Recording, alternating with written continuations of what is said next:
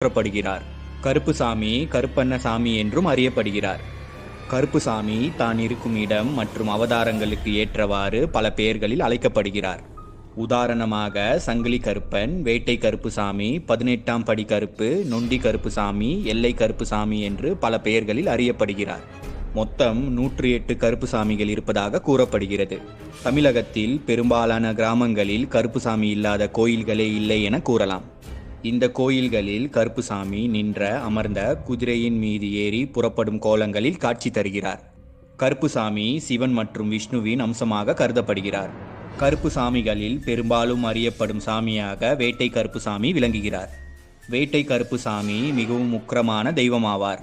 அதனால்தான் வேட்டை கருப்புசாமிக்கு பூஜை செய்பவர்கள் மிகவும் சுத்தமாக இருக்க வேண்டும். வேட்டை கருப்புசாமி குதிரை மீது ஏறி காட்டிற்கு வேட்டைக்கு சென்றால் காட்டில் இருக்கும் பேய்கள் பயந்து ஓடுமாம். வேட்டை